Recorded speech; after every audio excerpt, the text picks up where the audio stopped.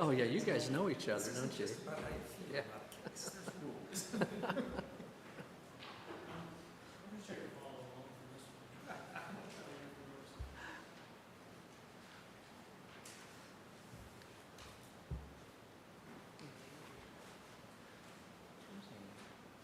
You ready? Okay. Hereby called to order the August 23rd, 2022 meeting of the Clay County Board of Zoning Adjustment Commission. Roll call. Joseph Decker. Here. Kevin Knox. Here. Christy Soligo Fleshman. Present. Randall Morris. Present. And Chairman Mark Beggs. Present. First thing, I want to welcome our new members this evening. We have two new members, Joe Decker and Kevin Knox. Appreciate you guys volunteering and joining us. I'm sure your contribution will be welcome, so thanks for volunteering. Thank you, Mark. I want to make a motion to approve the May 24, 2022 Board of Zoning Adjustment minutes. So moved. Second. Second. Any discussion? Vote. Randall Morris. Approve. Christy Soligo Fleshman. Approve. Kevin Knox. Abstain. Joseph Decker. Abstain. And Chairman Mark Beggs. Approved. Motion carries. So I'd like to welcome everyone to the Board of Zoning Adjustments meeting tonight. I just want to kind of go through the format of our meeting so you kind of know how the meeting will be held. This meeting is being recorded, so we're going to ask that everyone that speaks that you step to the podium and state your name and address. That way when they get ready to transcribe the minutes, it's easier for the transcriber to tell who's talking. So, and you may have to come up, if you come up multiple times, each time we ask you to repeat that so that we keep track of who's saying what. The format of the meeting, we'll have an application introduction. The staff will present their report. The board members will have a chance to ask any questions regarding that staff's report. Then we'll have the applicant come forward. We'll ask questions, any validation of the staff report.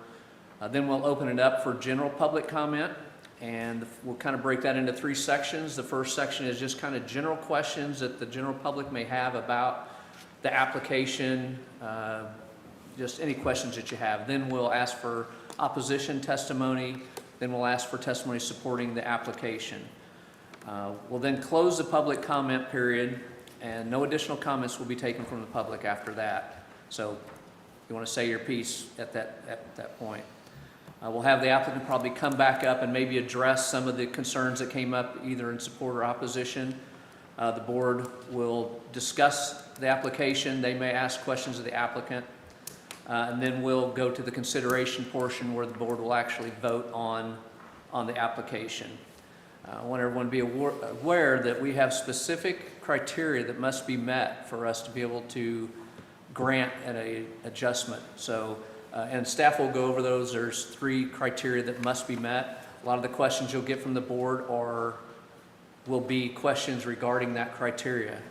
We have to make sure that you meet those criteria. Testimony, we ask that any testimony that you speak of is based on fact, not opinion. The only difference is if you're testifying as a professional or an expert witness. If you are doing that, we ask that when you come to the podium that you state the fact, tell us your credentials, give us a little bit of your background so that we can put weight or we can decide on that testimony. So we want to swear in any individuals that are going to testify this evening. So if anyone is going to testify, ask that you stand, raise your right hand. You swear to tell the truth, the whole truth, and nothing but the truth? Okay, thank you.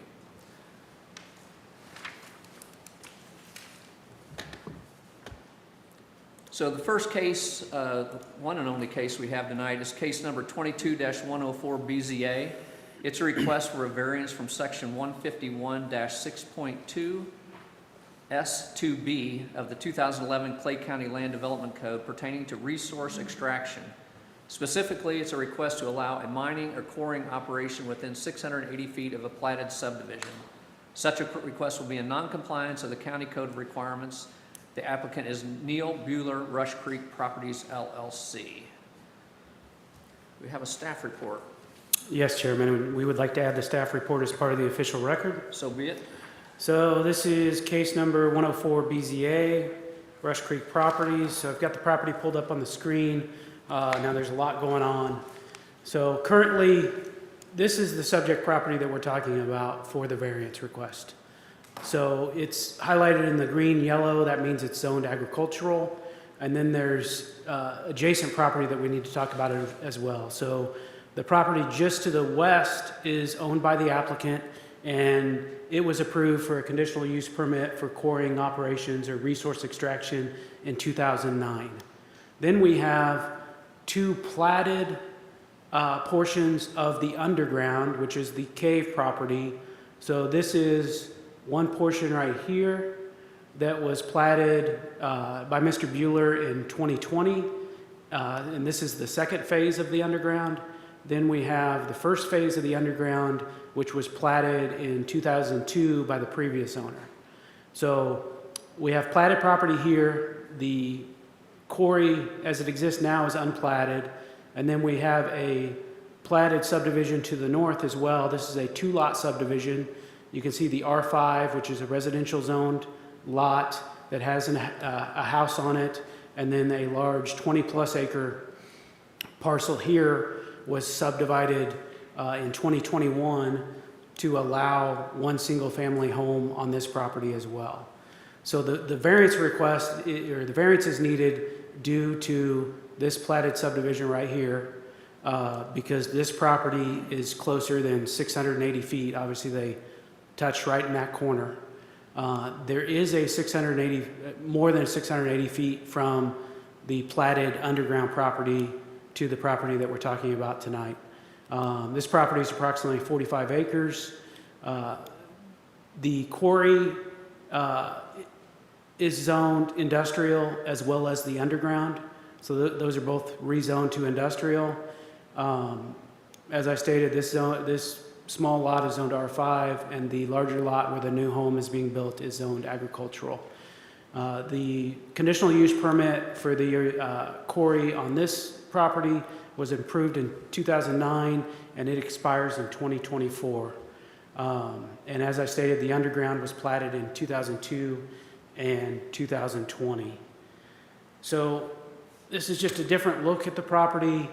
Here is the ag zone lot to the of the property to the north, and you see they have a boundary adjacent here, and the one in yellow is the subject property that the applicant is seeking the variance on tonight. The section of code, so the variance request comes from our land development code. So our land development code is our rules and regulations, anything from animal regulations to how much road frontage you have to have.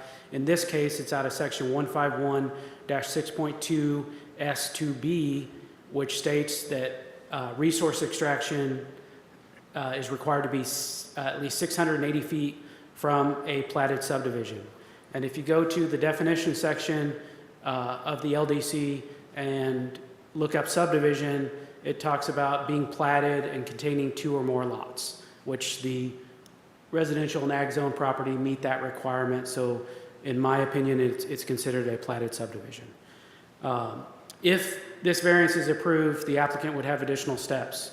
They would have to apply for a rezoning because the use table in the land development code requires the industrial zoning, and they would also have to do a conditional use permit. So they would, if they get the variance, they would go apply for those two applications, which would go in front of the Planning and Zoning Commission and the County Commission, which would be both public meetings, and the adjacent property owners would have a chance to speak during those meetings as well.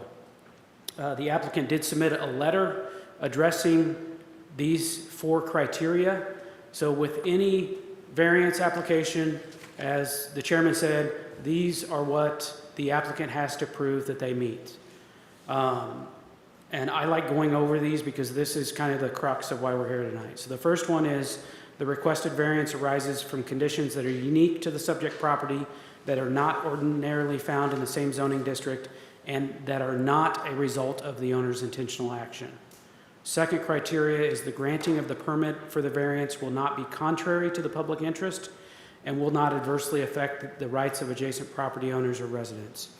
I will tell the board we did send certified letters for this case. This case obviously was continued from the June and July meeting. We did our best to reach out to all adjacent property owners, and then we sent a non-certified letter before this meeting, so they were notified multiple times. The third criteria is the strict application of the provisions of which a variance is requested will constitute a practical difficulty upon the property owner represented in the application. And I do want to point out the original staff report had the old verbiage of unnecessary hardship rather than practical difficulty, but we changed that a few years ago, so the current report is correct. And then the last criteria is the variance desired will not adversely affect the public health, safety, or general welfare, nor destroy the intent of the comprehensive plan. So some additional information. We talked about how the case was continued twice. We did a little bit of research on that 680-foot setback. It appears in the 2003 and 2011 land development codes.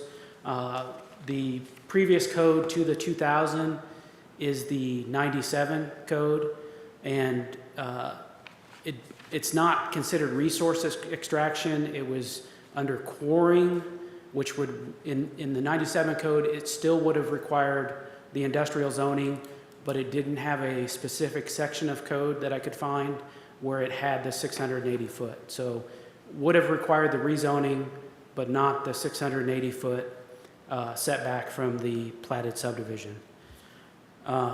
Staff did receive opposition to this use from a citizen that came into the planning and zoning office. But other than that, we haven't had a whole lot of contact with adjacent property owners. Criteria number 4 states about destroying the intent of the comp plan. I personally do not have a concern that this would destroy the intent of the comp plan. I think there are enough unique things about this case that if the board feels those other criteria are met, that I don't have that concern with this case.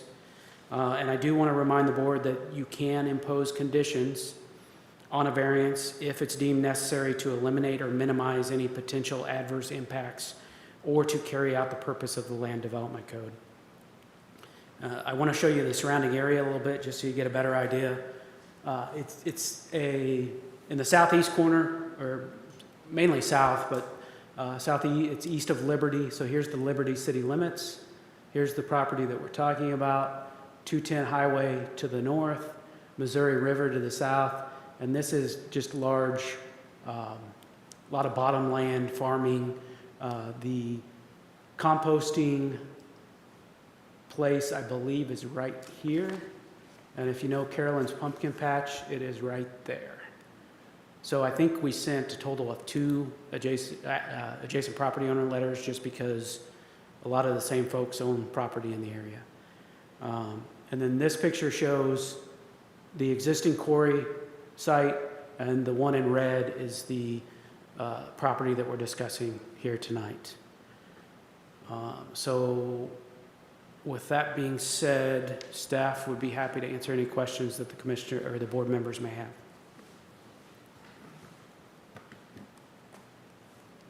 Any questions for staff from the board? I do. I have just a clarification.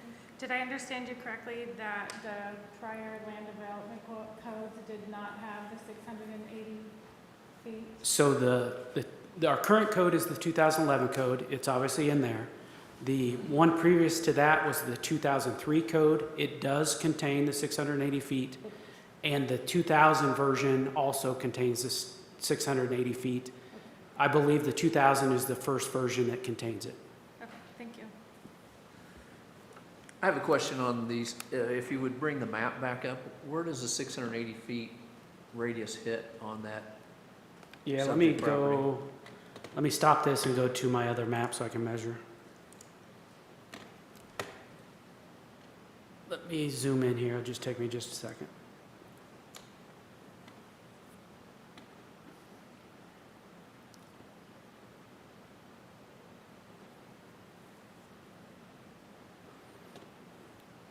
And it doesn't like working after 5, so Yeah. it'll take its time.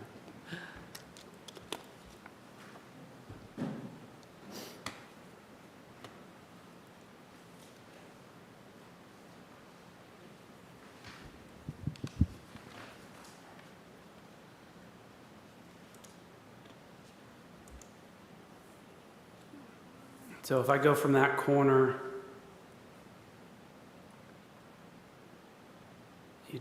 you'd basically knock out, A third of it? yeah, a quarter to a third.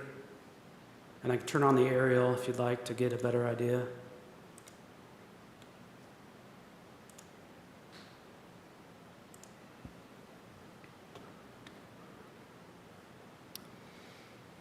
And so while this loads, one thing I didn't mention is a variance wasn't required for the first version in 2009. Now, the first section of the underground was platted at that point, and the code would have required it a variance, that 680 foot from a platted subdivision. And I don't know exactly the thinking, but I think they probably went back to the definition of subdivision. And since that was just one giant lot for the underground, that's why that variance wasn't required. So 680, right in there. And when was the lot to the north subdivided into 2? Approximately? 2021. 21?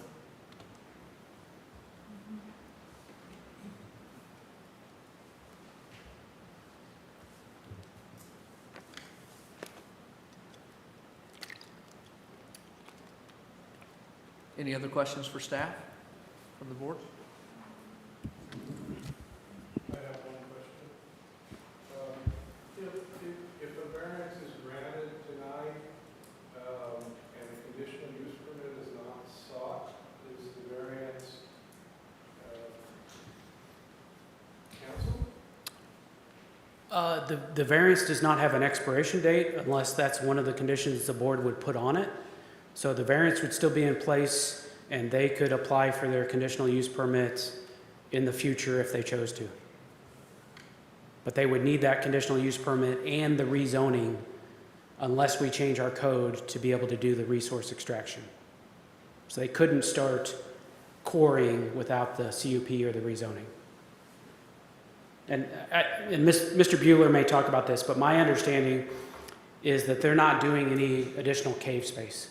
This is all on top of the ground, extracting everything that's there. We're not creating any more caves.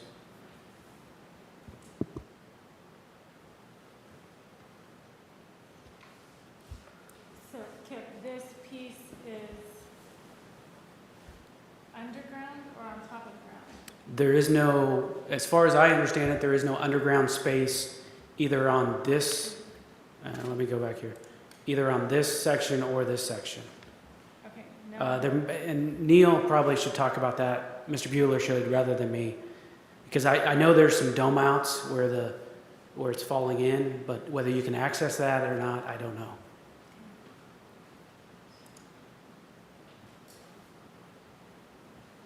But the industrial, where we have commercial space in the cave, is located in the platted subdivision that we're not talking about tonight.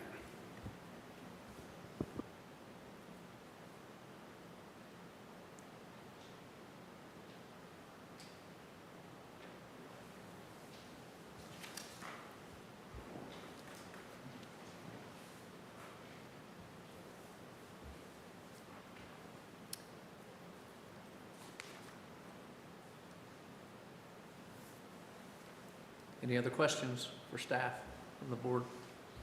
Kip, are you, you mentioned there was a citizen that came in that expressed opposition. I guess you didn't relay what their opposition was or who that was, if they were a stakeholder. So it's my understanding they would not give us their name, and I may ask Shane. I think, and I don't want to speak for Shane, because I wasn't there during when the citizen came in, but it was my understanding it was very confusing, and maybe they were confused as to what was going on, and they didn't give us the best opportunity to explain the whole case. But Shane, if you want to add anything to that. Yeah, I think what the opposition was, it came in, the big concern that I was able to get from it was that he's concerned about the safety of it. But there was a lot of rambling and such that I wasn't very clear exactly what the opposition. And there was no indication that was one of the landowners of either the house to the east there or the landowner of the closest subdivision. Yeah, no, the person in opposition wasn't willing to give a name with it, so it was pretty unclear exactly where he lived or stuff. So.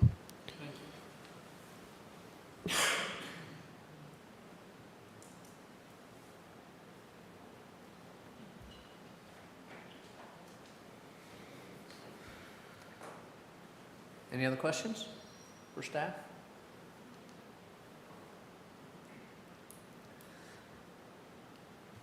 Okay, would the applicant please step forward to the podium and please state your name and address for the record? Good evening, members. My name is Melissa Van Krum with Rouse Fretz White Goss Law Firm, 4510 Bellevue Avenue, Kansas City, Missouri 64111. I'm here today representing the applicant, Rush Properties, LLC. And also with me today is Neil Bueller with Rush Properties and my colleague Jim Bowers as well. I'm going to go ahead and set up a couple of slides just to show you a couple more pictures, just a brief presentation. So I'll step on up there. I don't know, do you have a few words you want to say in the meantime, or we'll be available for questions afterwards, so you can absolutely do that. But if you'll pardon my interruption for just a minute, let me get this plugged in and then I'll be back.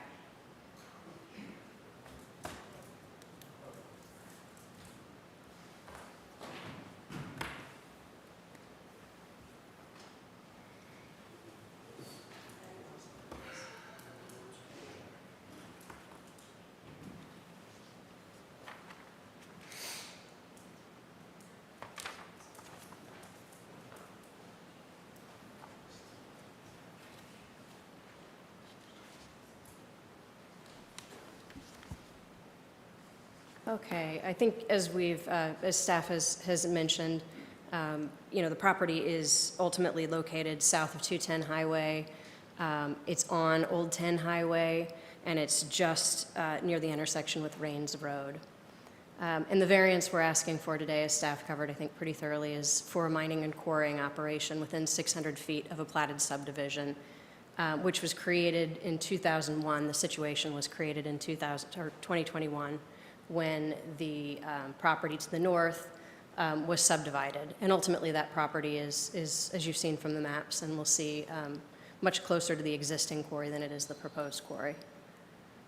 This gives a little bit more view of the different elements that are at play here. The quarry itself, there's been quarrying activity here since starting in about 1960s. And the quarry immediately to the south, Clay County Materials, has operated for about the last 12 years. The existing house on the land immediately to the north has coexisted with the quarries to the south and to the west for many decades. And you can kind of see here on this map the kind of greenish turquoise area at the very top of that smaller lot that was recently created.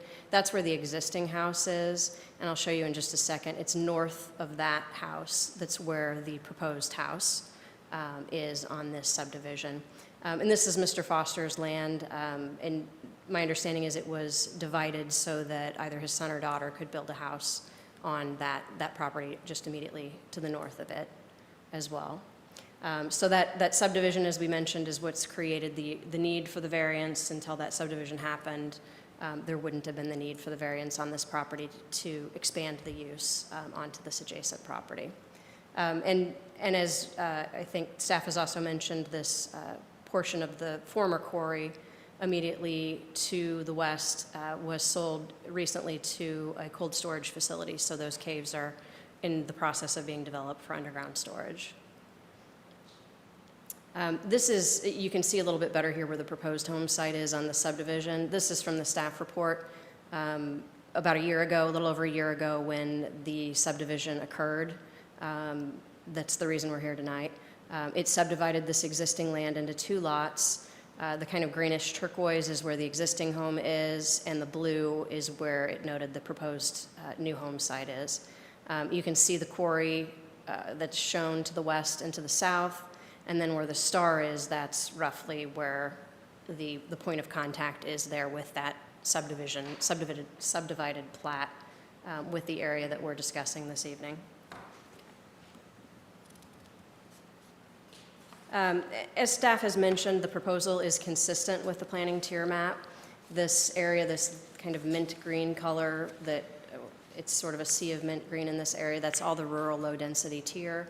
And in the comprehensive plan, that provides that industrial or employment uses may be appropriate adjacent at the intersection of state highways or inside cities. And of course, as I mentioned earlier here, this is located on Old 210 Highway, and it has 210 that goes around to the north of it as well, in addition to being adjacent to a currently operating quarry as well.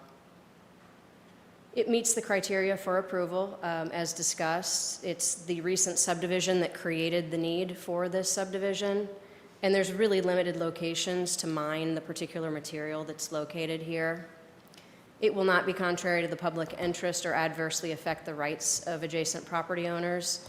It is actually located further than the existing quarry from the subdivision, and it's consistent with extensive code provisions for the use other than this proximity to the subdivision. The strict application of the provisions would constitute, as staff has mentioned, it's not unnecessary hardship, it's now practical difficulty, but the same is true here.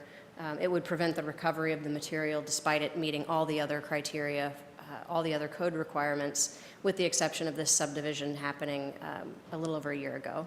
And it will not adversely affect public health, safety, or general welfare, or the intent of the comp plan, because it's consistent with the plan as staff has agreed, and it's adjacent to a newly platted subdivision that's already adjacent to an operating quarry. We thank you for your time, and we request your approval of the variance, and we're happy to answer any questions that you may have. Any questions from the board for the applicant? Have at it. This is your chance. This is your chance. Yeah, jump out there. I appreciate the presentation. That was very nice and very helpful. Question that I have, Kip had earlier indicated that the buffer area we're talking about is 680 feet from pretty much the intersection, I guess it would be the northwest corner. And that, I'm trying to clarify that everybody understands that's what we're talking about. And so it's not the entire property, but it's that little corner. In looking at that and looking at the topography that was provided, apparently from your civil engineer, it would appear that that area is mostly a relatively deep ravine, approximately 100 feet deep. Is there known to you materials that you're trying to harvest in that location? Neil, do you want to speak to that specific location? Yeah, Neil Bueller, 9615 Northeast 97th Street, Kansas City, Missouri. So where we're trying to get it zoned I-2 is there's overburden on top of the rock. So basically that will have to be removed and will take some time. Then you get to your ledges of your minerals. So there is ravines there, Some of the ravines do show the top of the rock source.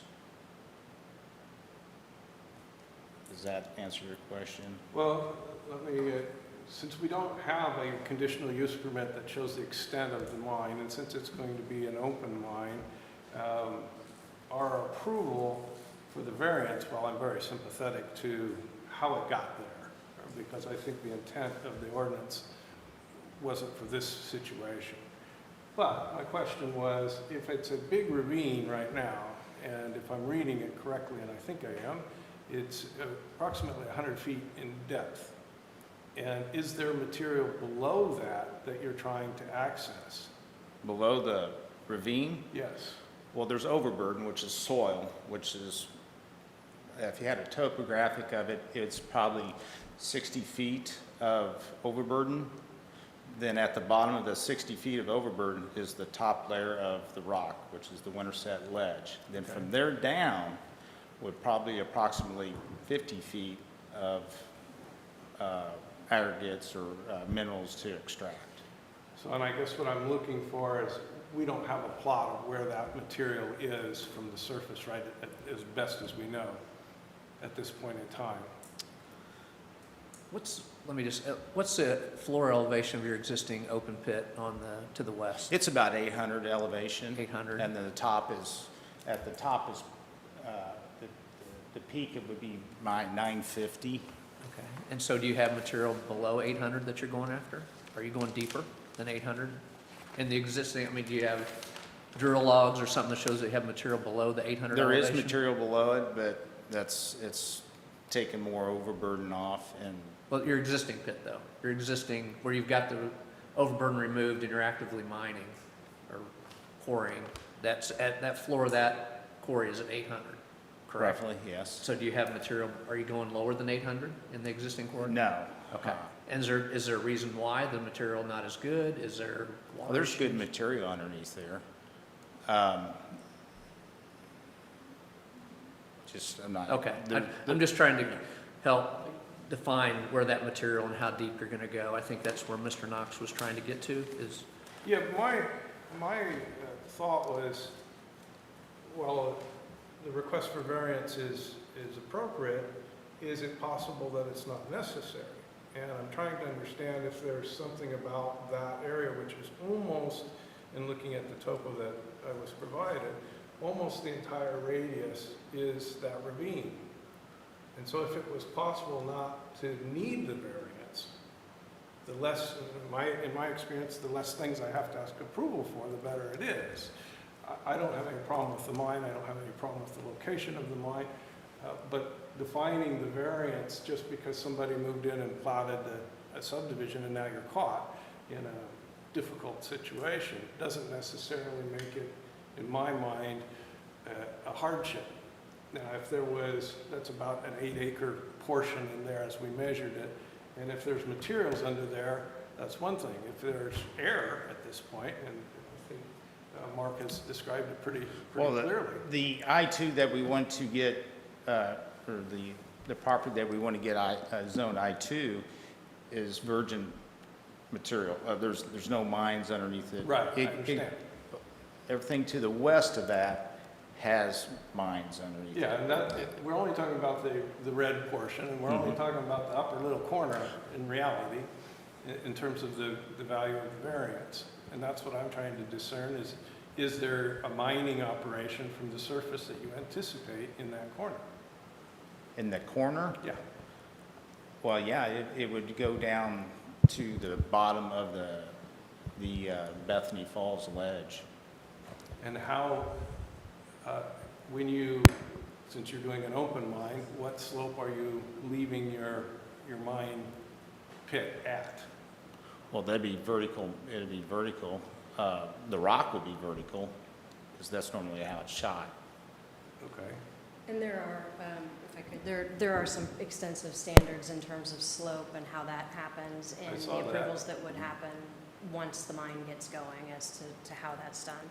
But there's also other facilities of the use to keep into account, like the road that leads over to there, the access to that property. There's other facilities that will happen. And one other thing I want to correct is that the standard is not one of hardship, it's one of practical difficulty. That's the change that staff says has been made to the code. So, That's what we so understand as well. that's the one that we need to look at. And Chairman, can I ask a question? Yes, sir. If you get approved for the variance, how close would you go to that property line?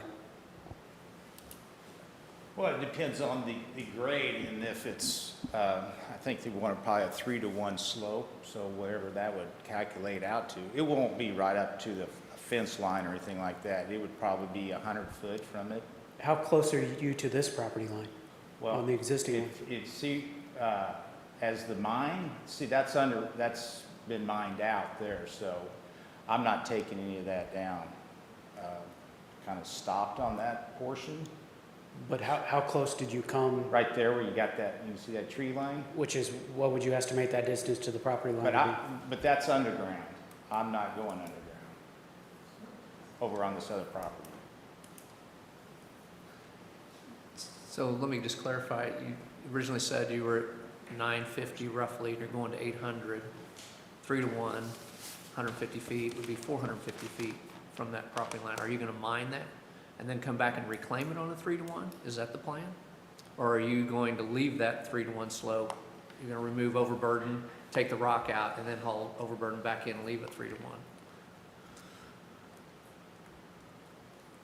I mean, that could be done as a reclamation portion of it. I'm just And asking, I what don't is your know. plan? Are you planning on mining that, or are you planning on leaving the 3-to-1?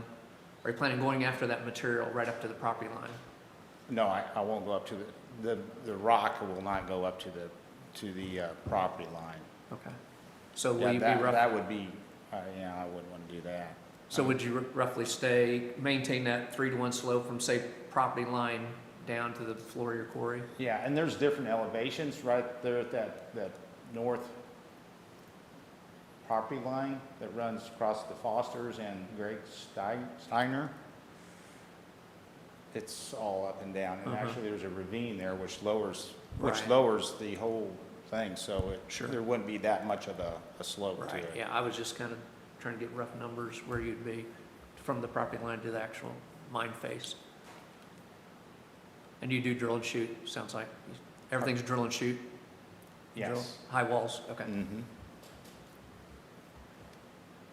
Sorry, I didn't mean to jump in.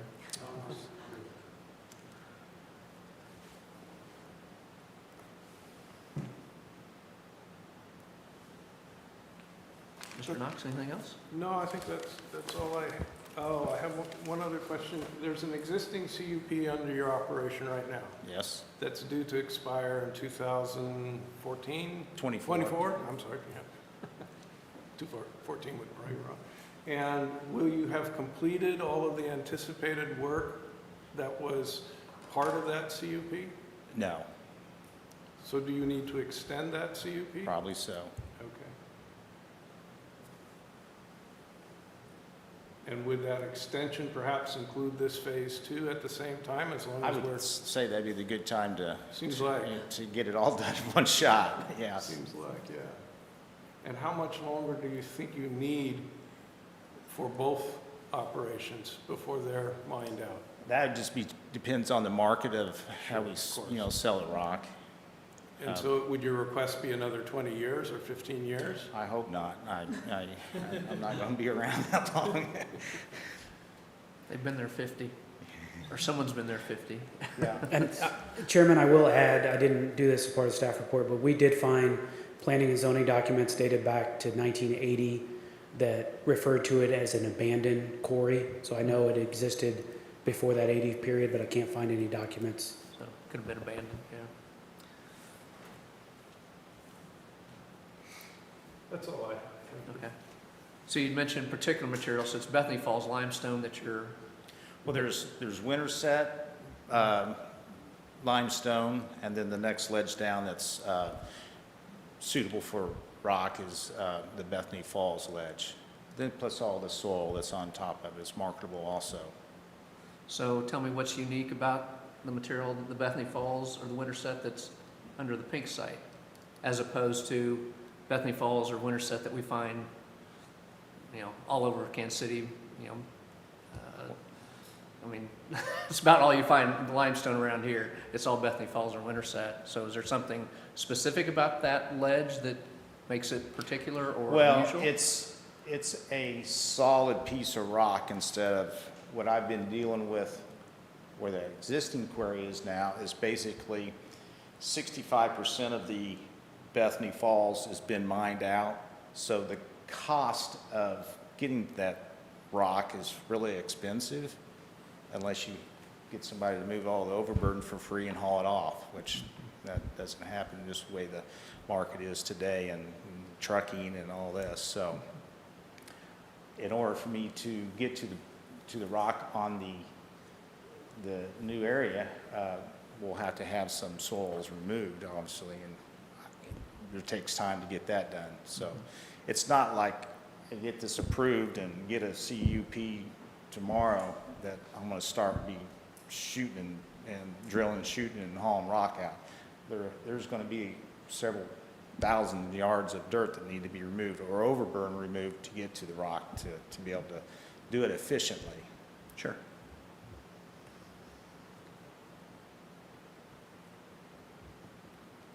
Any questions, additional questions from the board for the applicant? And were there any questions on staff report? You understood everything the staff had presented? Okay. Thank you.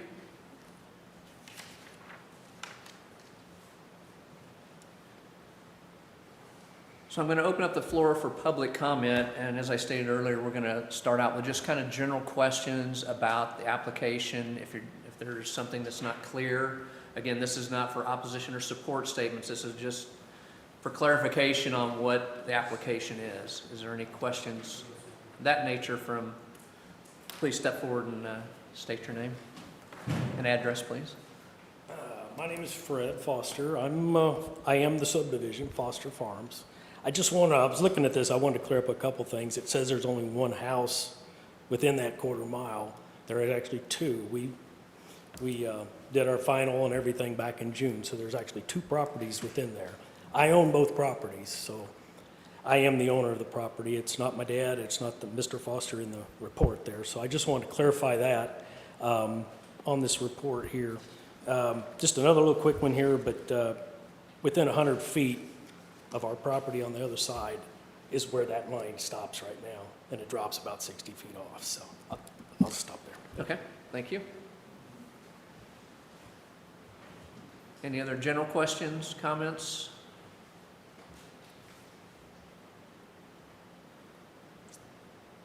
If there's none, I'll ask anyone that has opposition to the application if they'd want to step forward and state your name and address. And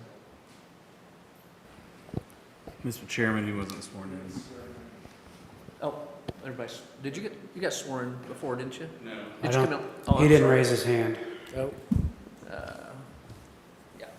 So if you'd raise your right hand, gotcha. do you swear to tell the truth, the whole truth, and nothing but the truth? Thank you.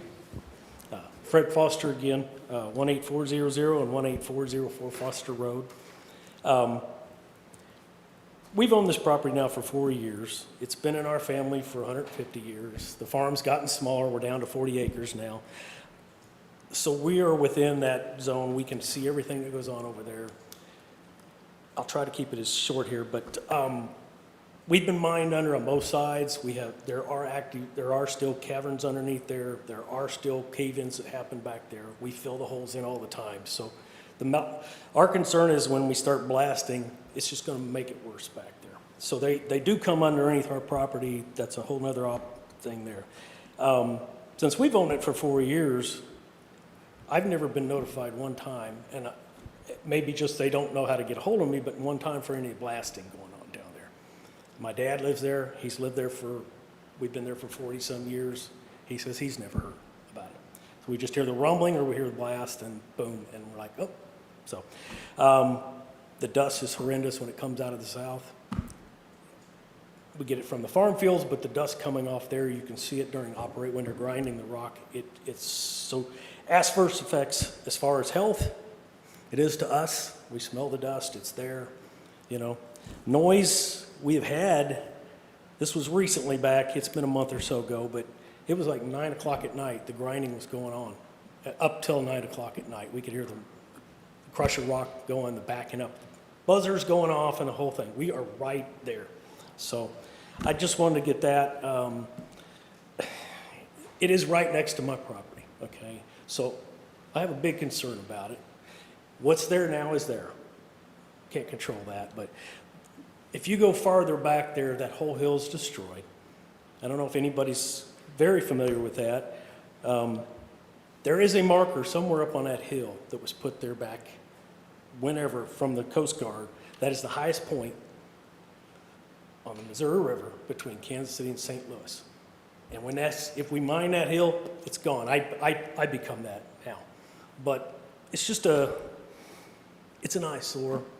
He's had it for a while, that's fine, I understand, we can't change that. But if we keep going down, your concerns about the ditch, that's very point of my property is the bottom of that, or starting the bottom of that. There's a stream that runs in there, there's a lot of runoff that comes in there. So, and on both sides of that property is the conservation department, Missouri Department of Conservation. It's a hunting area for youth. So my concern is it affects that too, downstream. There's a really beautiful stream that runs down through there, creeks and all that. So I'll keep it short. That's about what I had here. But I just wanted to correct the report with that. There's two houses within that area. So thank you. Thank you. Any other comments in opposition? Or any questions from the board? Yes. Oh, Mr. Foster, please stand. They've got some questions for you. You need me to tell you again who it is? No, we don't. Okay, thank you. I know who you Yeah, thank you. are. When you platted your property, and I assume you did it, is that Yes, correct? yes, we did that. Yeah, we had to subdivide it Sure, to get I the two understand. houses. Yes. And why is not material. Did you have to provide notice to, in this case, the mine that you were? Nothing that I know of. Nope. Nope. And I can answer that one for you. So they had to do a rezoning. So on any rezoning case, we have to notify property owners within 1,000 feet. And did you receive any comments? I'd have to check. I don't recall any, but I'd have to check. That's been over a year ago. Okay. As far as that, I was unaware of any rule of any distance or anything like that That's- till this that's came fine. up. so. That would be the county that would do that. Right. That's our Yeah. responsibility. But I can say there was no discussion about if this is platted, it kicks in this additional rule. Right. P&Z obviously approved it, so. Okay, that's all I have. Yep, Thank you. Thank you.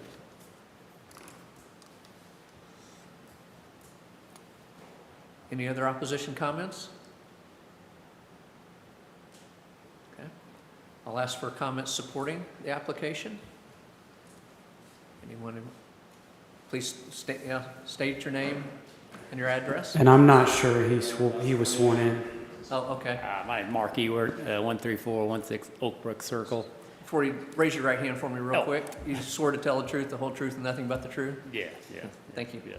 And no, we farm below the hill there, and we have no problem with it. I don't think it's going to affect us much. The only thing I have concerned with the county is that road going from old 210 to new 210.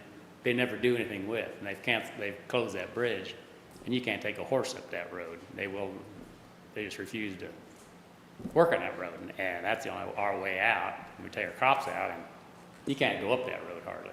So you have farm ground to the Yeah, right to the below bottom that of hill it? you're talking about, right below it there. But like I say, we have no problem with it. But that road from old 210 to new 210, it's just a mess. It's starting to cave off into the creek and stuff, and Those are the pieces there, with the green? right there where right there by the creek, where it says PUD, and then goes up to the new 210. So it's the west side of this property. It's just crazy. But as far as mine, but no, I have no problem whatsoever. So is that property directly downstream? Did you find it on there, Kip? So I see Ewert Family Farms on this property. Yeah, This one's Rash. This one's the composting place. right. This is Rash. That's right. Going down old 210, right below the hill there. So here, here, To the north It's of, on the other side of Route 210. You'll see a wedge, that wedge straight up, north of the tracks, north of the tracks, yeah. between 210 and the tracks. Between 210 and the tracks, yeah, that property in there. this is all Ewert Family Farms. Yeah. Come to the west. And I will tell you, this is all Ewert Family Farms as well. I will tell you, Straight up now. if it's approved for a variance, there will be much discussion about conditions of road, all that stuff is more planning and zoning than Board of Zoning adjustment. Okay. Thank you.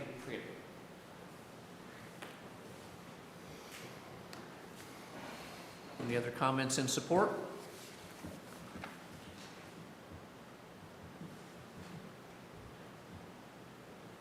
I think the one last thing that I'd like. State your name I'm one more sorry, time, Melissa Van Crum with Rouse Threats White Goss Law Firm.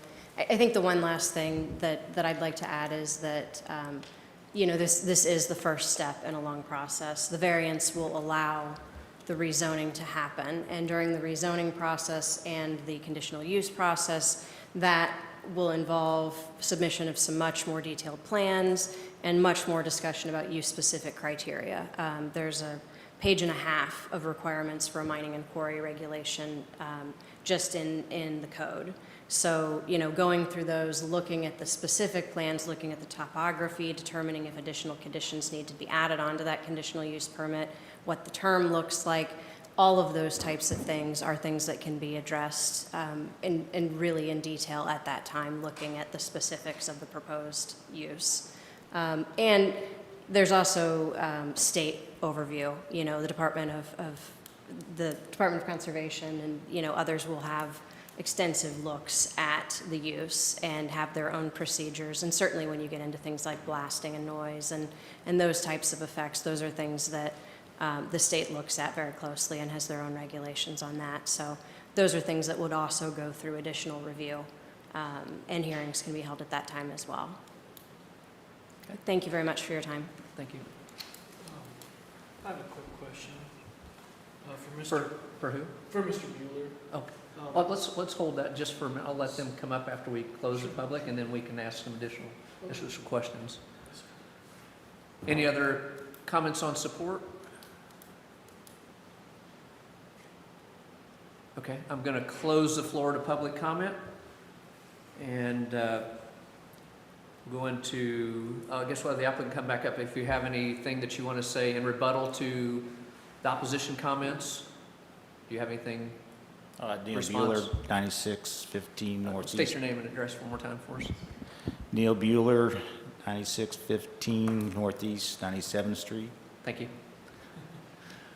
How long have you or Rush Creek owned the property that you're trying to develop now? Since 2006. 2006. Mhm. That was- When was the decision made to, you've owned it since 2006, when was the decision made that you were going to expand the mine to that property? Well, the decision to do that is in the first CUP that was presented to the county had some excavating done in it, which I think that'd be probably gone back to 1999, something like that, 90, something like that, where I saw where the previous owners had taken where our existing mine is now, our quarry. They had a big area that they've taken the mine down and had parking space. So I'm kind of following that pattern. The reason why they want to take these mines down, because they were developed back in the 60s, maybe even before then. Their practices of mining were get in there and get as much rock as they could, and there wasn't really any planning as far as today, how they have common rows and pillars and the way they shoot it, the rock in there for development. It was, they had a big pillar, they had a little pillar over here, and there's some dome outs in there that we had to, take down all the way, and just to make it safer. to, you know, so nobody gets in there and has a problem, so. Yeah, it just seems like to me that this is a matter of bad timing or bad luck, that, you know, prior to 2021, you wouldn't have had to come before the Board of Zoning Adjustments in order to proceed. Yeah. And it just seems odd that, in terms of this circumstance. So I was just curious, when your decision was made that you wanted to go through this process of expanding the mine. There is some other factors in there. I mean, I just tell you that the cold storage people are interested in the portion that I've already taken down, because they're probably needing some more parking space. And obviously, that's where I have my crushers and stuff set up, and if I do that, I gotta find another place to go with all the equipment that we have, so it's kind of hardship to just pack up and leave and find some other place to go, so. Okay, thank you. I have another question You have nothing? for Mr. Bueller. I'm kind of a fierce advocate of protecting mineral rights. I think they're very important, and I've often seen processes such as yours get pushed aside because they're considered to be a nuisance. But the one thing that I'm missing in this case is we're applying for a variance before there's a conditional use permit or a plan or an idea of exactly the limits of your activities. Do you have in your mind an idea of the quantities you're looking for there, or have you done any of that investigation? Well, there is some federal work coming up. Sure. That requires a lot of rock. And in order to get it efficiently, you have to really take it out of an area that's solid rock and not have mine area underneath it. Just because the Bethany Falls is the ledge, the premier ledge for the aggregate that's needed. And it's 65% of it's already out of the mines there now. It's just pillars and the roof beam that's there, so. So that ledge in the new area, in the area we're talking about, in the new area, the top of that ledge is how far down would you estimate from the surface? I assume this is an open mine, is that right? It is an open mine. Well, the terrain over there is, there's different elevations of the overburden. It goes from the top of the rock to maybe 60 foot of overburden. Okay, and then how thick is the ledge, more or less? So the Winterset ledge is roughly 20, it's about 20 feet thick, and there's other ledges of shale in there that you got to go through and take away. And then the Bethany Falls ledge is 22 feet thick. Okay, 22. Now, you processed the original conditional use permit, is that correct? Yes. For the purple area. Yes. And in reading that, there was a concern for the validity of the existing mine in terms of its structural ability, that there was a concern that needed to be excavated and filled back up. Did I understand that correctly? We don't fill it back up. It's taken down to another ledge of rock. Okay, and so your operations as an open quarry above what was the mine, did I understand that correctly? We're basically taking the old part of the mine down.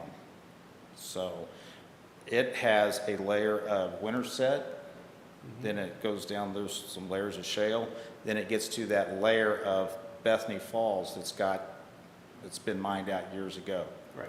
So we take it all the way down to the next, From the surface. from the surface. So you're an open quarry on top of Yeah, what I used to be a don't mine. go underground. I do not go underground. No, I don't blame you at all.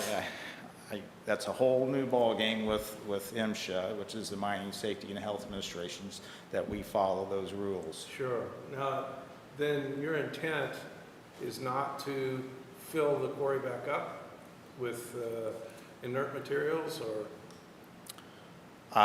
Use it for space for buildings or, whatever's in the parking lot. Maybe these new folks need more So parking. in your new one, what is the condition that you would leave it in? If you were able to get all, and I The new- realize the new portion, the part we're talking about, It would be taken down to the, there's the Bethany Falls, obviously is the good stone or good ledge that we need to get to, and below that, there's a layer of shale. It's about 2 foot thick, probably take it down to that. and then when you were done removing all of the valuable materials, There are reclamation requirements that happen that are at the state level, and in the CUP, I think there's also some conditions about that. So in terms of reclamation, it would follow the requirements for the state that you leave it in when it's done. There's specific requirements that deal with erosion and sedimentation and all of those types of requirements to make sure that it's ready for a use after the fact. So ultimately, it would be the requirements of those permits that would be followed in terms of the state after the I fact. see. Okay, thank you. Mhm. Thank you very much. So I had another question. So back to our approval criteria, I found the one that's rarely gets talked about, which is one of the hardest to meet, and it's under Section A. Talks about the requested variance arises from conditions that are unique to the subject property, that are not ordinarily found in the same zoning district, and that are not a result of the owner's intentional act. So tell me how opening this new pit is not an intentional act. I mean, you're obviously, if you hadn't decided to open this new pit, we wouldn't be here. So it's basically you're needing this variance because you want to open the new pit, which in my point of view is an intentional act on your part. So help me understand that a little bit. Do you want me to answer? Yeah. I'll start anyway. In my view, it is that there was a subdivision that occurred.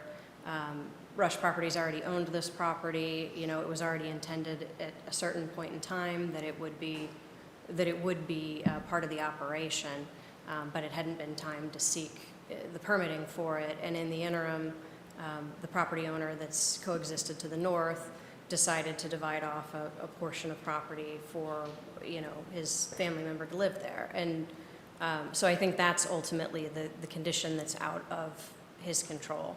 I think he could have objected if perhaps, but is it reasonable to object because your neighbor that's coexisted north of the mine for that long wants another house for his family member that's significantly far away?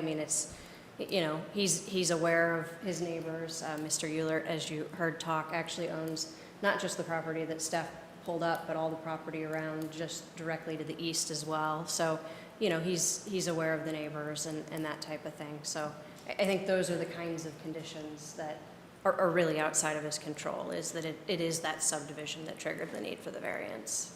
It's timing. But if you hadn't opened the new pit, you wouldn't be here. If you had just gone deeper in your existing pit, for example, Well, I can't do that. because, The grades, that would be, it would affect the other neighbors. That ledge connects to them, and it's not a good thing so to do. I'm not following you there. Well, so- there's a ledge, you can go deep, you can go 1,200 feet. I can't afford to do that. That's just So impossible. it's economic. I know you got the Missouri River too. You'd be pumping water Yeah. eventually. I- Yeah. I just think it would ruin the integrity of what we're doing out there now, so. Which is trying to do the cold storage development? Is that what you Well, mean? yeah, that's them, and they need more parking. We've taken the rock down to the Bethany Falls out, the shale out, in the process of doing that to this next layer of Middle Creek rock is what it is, and it makes a good parking lot.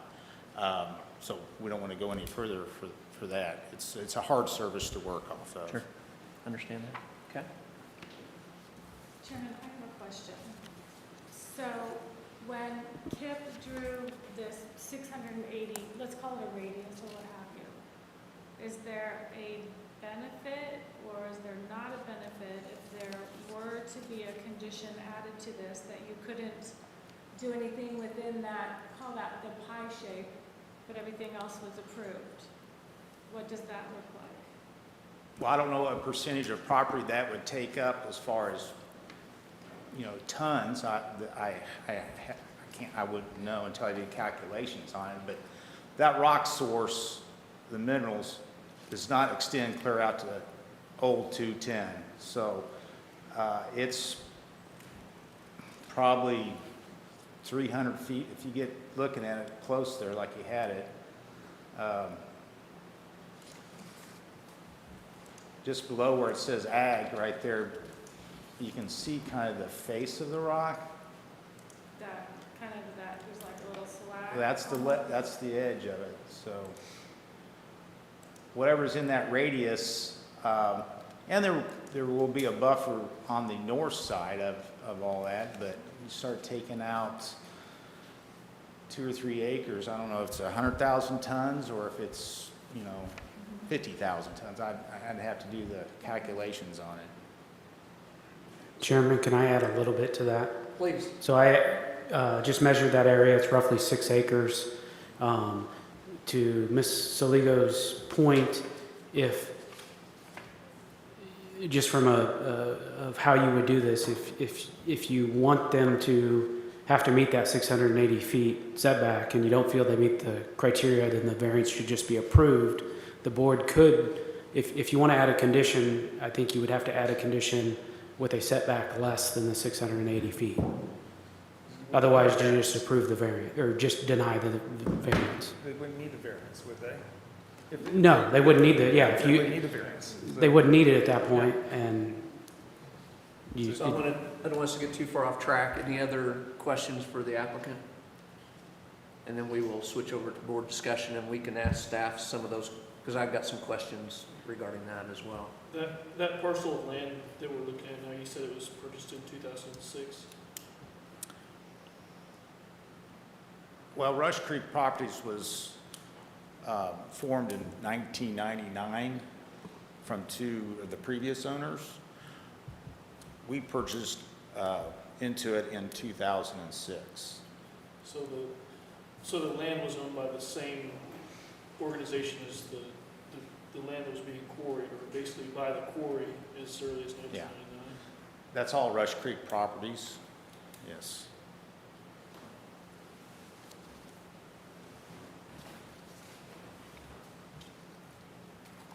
Any other questions? No, sir. Okay, thank you, appreciate it. So board discussion, any questions? I've got some questions for staff.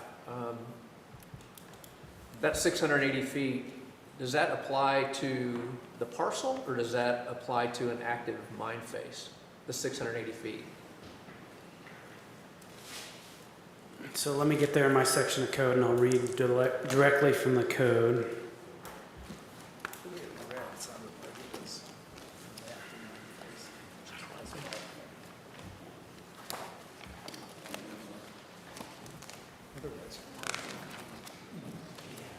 So it states, the Land Development Code states that all above ground soil extraction, mining, or quarrying operations shall be located at least 680 feet from any lot within a platted subdivision.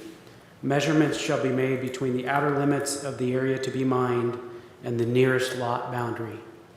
So it would go from where they're intending to mine to that property line.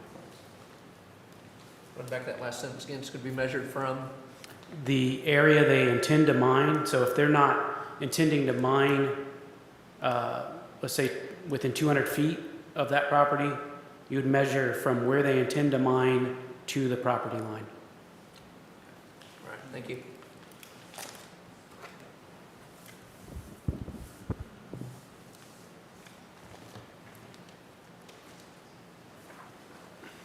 So going to Christie's point, if we wanted to put a restriction on it, it can be anything up to the 680. At 680, they don't need a variance. But if you did, say, 150 feet, it would be 150 feet from the point at which the properties join, a radius of 150 feet, just hypothetically. That's how I would see it, yes. Right, okay.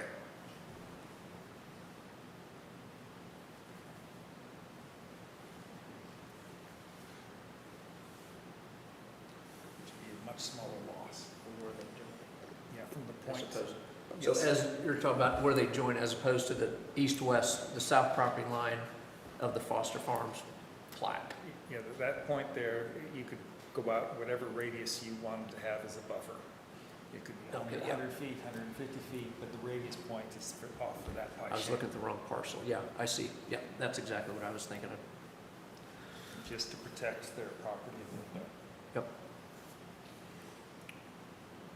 But If I may, if you look at that ravine in there, that 680 feet makes it to the far side of the ravine. The ravine's a good 100 feet deep. So the practicality of crossing the ravine and not interrupting any potential stream that might be there, I have no idea. I don't know that there's a water flow there. But trying to keep it a 3-to-1 slope from the corner, just assuming there's no buffer, you don't have any mining operation there. That was what I was getting to when we were talking about reclamation If and the it's that slope he was deep. gonna leave it, right, yeah. Because it's so- sitting in there right at 910, 915 elevation. So by the time you've chased down to the ravine, which is already steeper than 3-to-1, you haven't done anything, which was part of my concern. If And you're Mr. going- Knox, will you try to speak into your microphone? I just want to make sure that, Beg your pardon. as you have your discussion, I want to make sure we're able to pick it up in the minutes. Sure. I'm sorry. My point was, if you're going to consider a number, if that was a flat topography, then that's a different story, but it's not. And curiously, that radius makes it to the far side of the ravine. So in my experience, by the time you held off from the property line, and I'm sympathetic to the, to the situation that's causing this, but the reality is if you went to that corner and you came down at 3-to-1, you're not gonna hit any material. And then chase back up the other side. So is that a valuable corner for you, sir, in terms of its mining potential? And I don't have an answer for that. I can just look at the topography and tell you that that buffer gobbles it all up. And there's nothing underground from your description of where the ledge is that you would be mining in that location.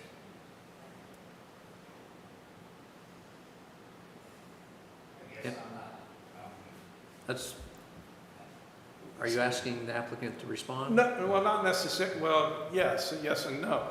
To me, just the math, if I came from that corner and I went down at 3-to-1, assuming you went right at the corner of Mr. Foster's property and came down at 3-to-1, you would hit the bottom of that stream without excavating very much material at all.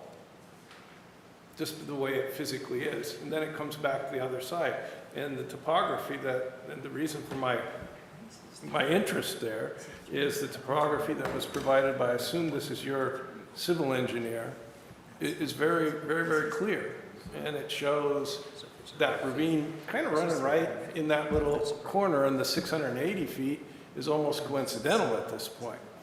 And so not having a mining plan to decide whether this variance is really critical to your operation makes it difficult to understand.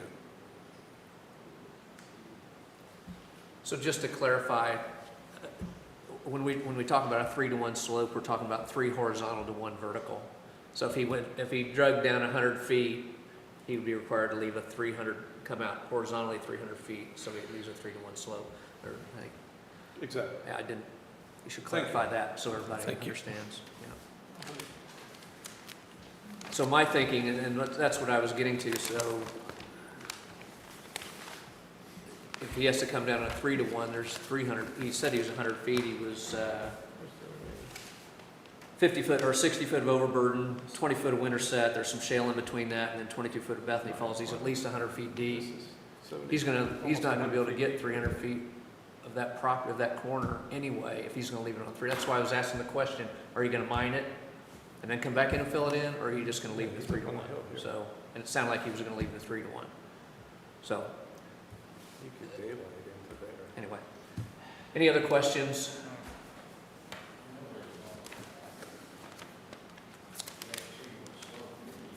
Any questions from the board? I will entertain a motion. If you want to add, sounds like there may be some desire to add conditions. This would be the time to mention that.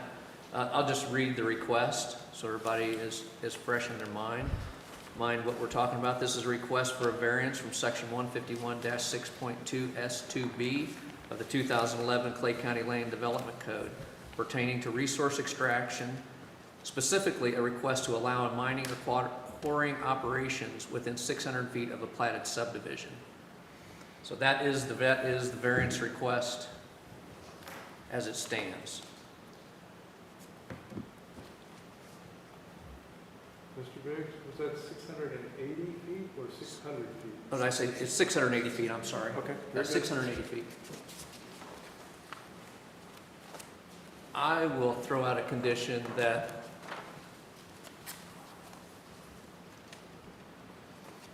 in addition to the request, that there be no mining operation within 680 feet of that northwest corner of the property. Basically, that radius line that Director Jones has drawn on the map. And that's up for discussion. I'm just throwing that out for discussion on the board. That would remove the need for a variance at all. No, I think it still does, because right now, if we don't put that condition in there, they could mine up to the corner. Well, If you go 680, just deny it. Yeah, just a nice. I'm sorry? If you condition it 680, just deny it, because they can already do 680. It states, Mark, that the measurement should be made between the outer limits of the area to be mined and the nearest lot boundary. Right, so they can't get within 680 feet of the corner. Okay. And so basically you're saying no mining there. Yeah, okay, So I agree. we deny the I agree. variance. Yep, So if you were going to do a setback less than the 680, then I think that's when a condition would come in. okay. And then I think the 680 is important. Yeah, I wouldn't want to make it less than that, just for the operation that's going on there. So I would not be in favor of making it less than 680. So is there a motion? Or any other condition, any other discussion?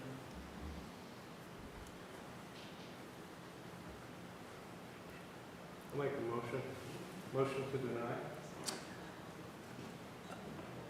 Okay, a second on that? And then we'll discuss that a little bit. Oh, Second? I would prefer to have the motion to be, because it gets, when we start voting on it, if it's a motion to deny, and if you agree, you're agreeing to a denial, and sometimes it gets a little confusing. So if you make the motion to approve, then if you're not in favor, then you can vote not to approve it, which it gets a little cleaner on the voting side. We've been down this road, it gets a little confusing, so. Yeah, almost every time. Yeah. So we have a second. Can I ask the counselor whether that motion could be withdrawn? Withdrawn? I withdraw my motion. Would you like to make a new one?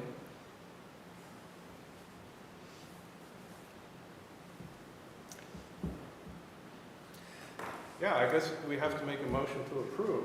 Don't have to, but. Well, Yeah. And I would put a motion to approve with a limitation of mining of 680 feet and the requirement to receive an approval of a conditional use permit for the mining operation. So that would come up under the next step. So again, if we put the 680 in there, there's no, it's either denial, it's, as council had mentioned. So I think we should keep it clean and just stick to the motion unless there's additional conditions. But if we add the 680, they don't even need to be here. Well, I understand that, Yeah. which is where I'm headed. Okay. Okay. Motion to approve. We need a clean motion. Clean motion. Period, end of story. A clean We need motion. A clean motion and a second, and then you guys vote. Right.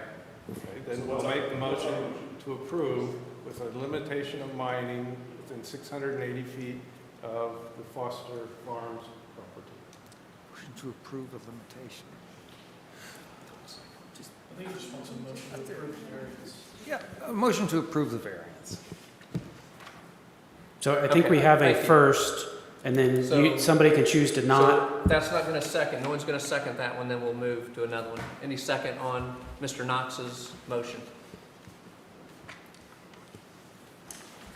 I'd like to make a new motion, Yes, I'd like to make a motion that we approve the variance. as written. Okay, thank you. Do we have a second? I'm sorry, can you repeat that? I'm just moving that we approve the variance request. Which is a request for a variance from section 151.632B of the 2011 Clay County Land Development Code pertaining to resource extraction. Specifically, a request to allow mining a quarrying operation within 680 feet of the platted subdivision. That's the motion that has been made. I need a second if it's going to be seconded. Thank you. Vote, please. Randall Morris, Deny. Joseph Decker. Approve. Christy Saligo Fleshman, Denied. Kevin Knox, Denied. and Chairman Mark Beggs. Deny. Motion is denied. Thank you for everyone's time. Appreciate you coming down. Is there any business under executive session that we need to go? No executive, I just have a short comment when you're ready.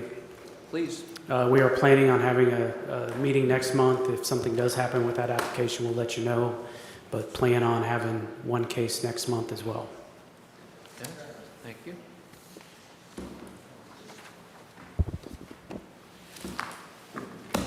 I make a motion to adjourn. So moved. Second. All in favor? Aye. All right. Thank you for your time.